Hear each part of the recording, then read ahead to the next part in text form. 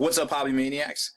Rob Bear here today with a look at the new White Dwarf. This is issue 74, and they harkened back to the new little side kind of logo here to get you a big picture of what's going on in here. And of course, the new Warhammer, I guess Age of Sigmar is the new thing, right? It's kind of hard to tell exactly what is going on with this issue. It's kind of one of those filler issues, I feel like, where you don't exactly get a whole lot of content, but there's still a lot of stuff going on. There's a lot of previews where they kind of foreshadow a little bit to come with the Age of Sigmar and kind of delve back over 30 years of awesomeness with Warhammer Fantasy, but don't tell us too much more concrete about any of it, to be honest. Also, the releases for this week seem to be a little bit, I guess, lackluster. It's kind of like a filler kind of week, I feel like, you know, as far as things go. Now, obviously, this is meant to be kind of like an in-between. Dark Angels coming out, and then, boom, the Age of Sigmar also coming out as well. But nonetheless, it's still a good issue if you're into kind of reading fluff and things like that. Also, there is a warp storm going on right now in my backyard, passing through southern Virginia. So if you hear a bunch of rumblings, it is not my stomach, it's not my cats, it is probably the warp. So this week coming out, new release, we have the Wind Rider Battle Host. Now, it's kind of interesting to see this release come out, whereas we know these kits actually sold out initially when the Eldar was released just a few months ago. And to see it kind of be comboed into this big kind of combo box thing is really interesting, because I'm wondering if the stuff sold out because they sourced a bunch of product to go into these kits here to release, whereas they didn't have as much to sell initially at the release of the Eldar Codex and the kind of relaunch. And that would kind of lead me to believe that maybe that's what happened, because it kind of seems like when you make a book and you make these jet bikes so good, you would have a lot of jet bikes on hand.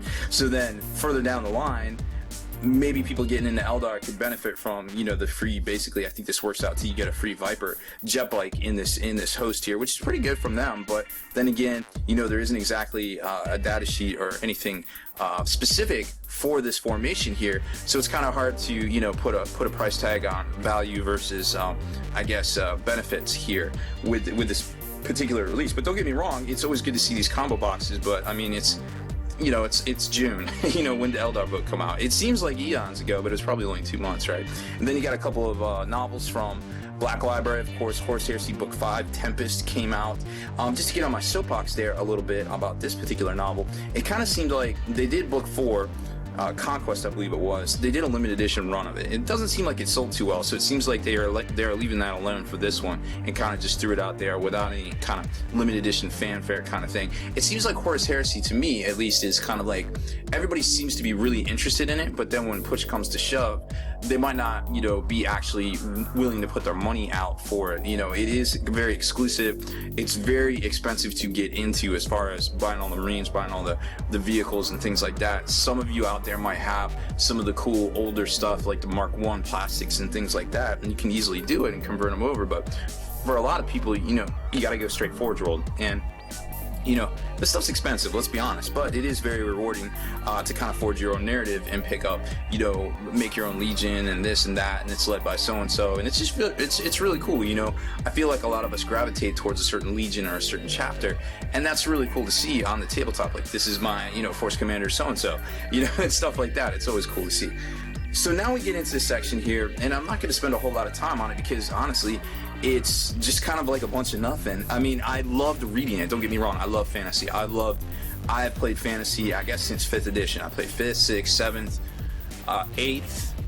I guess I didn't really play, I guess I lied. I didn't really play a lot of 8th. I played like 1 or 2 games at 8th right when it came out in 2010, and I was kind of like, all right, that's it. I'm kind of done. But you know, I focused a lot more on 40K and the blog and things like that after that point. But that being said, I still, all the articles in here are really great. They kind of harken back to a time, you know, when it was magical and there was all this stuff going on and there's all these heroes and just, you know, gods walk the earth, and it was just so cool, and, you know, to take up arms and oh man, it was just, you know, it was the ultimate narrative. Whereas you see kind of the stuff with 40k and you're like, oh, that dude's got a bolter and he's got armor. You know, it's not quite as believable as, you know, fantasy. I feel like, even though there's demons and other, you know, flying creatures and things that aren't quite as believable, but it seems like overall fantasy is more believable to me than 40k itself.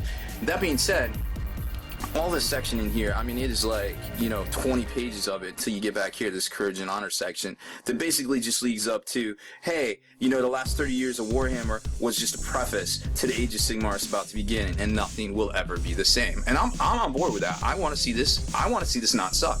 But I tell you what does suck, and I don't like getting on my soapbox about it, but Games Workshop really hasn't told us anything. And this issue didn't really tell us anything either. They're like getting us all ramped up, and nothing.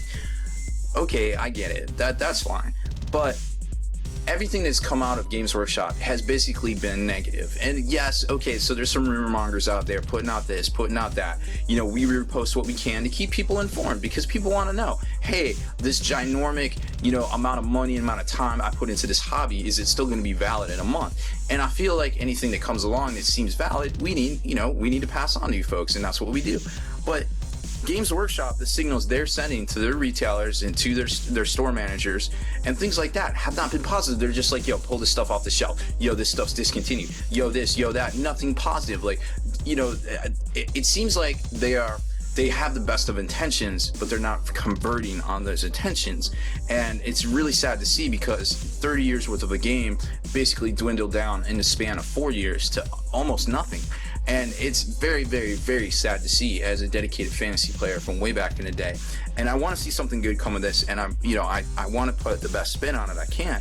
But to be honest, there's a whole lot of negativity out there about this, and it's not very easy to respin it. So anyways, this is a great read. I really enjoyed it. If you're into fantasy, you may also enjoy it as well. And then we get into a section here. Like I said, there's a warp storm. Can't do nothing about it, guys. That will not come out in sound editing. This section here was a really cool showcase Ultramarines army, and it's got a lot of cool stuff in here. I mean, like custom missiles. You know, this is a custom Uriel Ventress. You know, it's just really cool looking stuff. Doesn't really get into paint that. It's more of the fluff, more of the building up. Hey, forge your own narrative. Yada yada yada. Ultramarines fourth company. Obviously, the Graham McNeil novels. Very cool read. Very neat. You know, if you get the White Dwarf every week, it's a very cool read. It's worth checking out. It's what we get into. It's like I was talking about earlier. Then there's a special mission called Hunt the Fallen. That kind of harkens back to kind of the old days for the Dark Angels, where you had a role and like one of the random dudes in somebody's army could be one of the Fallen, and you got extra victory points and extra battle points if you captured him. Now this is a little bit different of a take on it, but it's still pretty neat to play, and obviously it benefits the Dark Angels to try to assault everybody, because you basically have to challenge him in combat to try to figure out if it's a Fallen. And then it gets into a really neat battle reporting here on that particular mission, that Altar War mission there, and it's really cool to see an actual battle report in here. We haven't seen one in probably 6 months, and to be honest, we know there's an accelerated, you know, release schedule and blah blah blah this, and they try to fill the White Dwarf with all these things, and maybe there's, you know, better stuff in the White Dwarf visions. But, you know, I think for my money, I love picking this thing up. I love seeing new products. Okay, I don't want to see the whole thing of products, but I would love seeing a battle report in here from a little bit more often than we see. The paint splatter articles are on point. They're amazing. Don't get rid of them. Love those things. But it was really cool to see to see a battle report in here too. And that's pretty much the whole White Dwarf, to be honest. It gets into a little bit more about the end time stuff, show us some more of the new releases, and then in the back, obviously, we know dramatic foreshadowing, Age of Sigmar, hey, it's coming, lightning strikes, something about the rule of chaos breaks. Don't know what that's all about, but I'm sure we will find out more about it here in the short term, at least, you know, as we start getting into the pre-order area, or I guess time for the Age of Sigmar, because that should be coming up July 4th. Now, it's kind of interesting because I'm sure a lot of us are going to be doing other things on July 4th, like, you know, drinking beer and going to cookouts and, you know, watching fireworks maybe. But I guess for some folks out there, we'll be pre-ordering the stuff and finding out, what's going on in the new Age of Sigmar. So I'm definitely still hopeful. I'm sure we'll start seeing some leaks next week, because really that's about all that's coming up next, as far as releases go. I mean, we've seen the Dark Angels, they got spoiled. The only thing that's really left for them maybe is something, if they get a specific bundle, or like a web bundle, exclusive web bundle with some sort of maybe, formation or something, kind of like the Skyhammer Annihilation Force kind of came out of nowhere two Saturdays ago for the Space Marines. So a lot going on. It's still exciting times. Don't give up on Warhammer Fantasy / Age of Sigmar yet. However, just reserve judgment. We'll see what's going on very shortly. We'll try to pass on as much information as we can in the next, as we get it and we vet it and we kind of tell if it's, bogus and there might be something to it. But, in the meantime, let's give it a chance. I would really like to see Fantasy come back full force and be something cool. It's part of my hobby through the past 20 years, and I just don't want to give up on it. And I'm sure there's a lot of people like myself out there that don't want to give up on it. So, do what you can, try to keep the negativity to a minimum, and let's just move forward and check it out. And in a month we might be just be like, whatever, it's dead. Let's talk about 40K, or maybe, hey, this is cool, let's check this out a little bit more. So we'll see how it goes. That's about it for this one, guys. Thanks for hanging in there.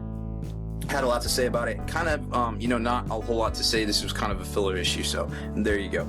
If you haven't done so already, head on over to thelongwar.net. That's the home of the battle reports for exclusive content and early access videos, and now a super discount on all your hobby needs for members only. Become a veteran of the Long War today.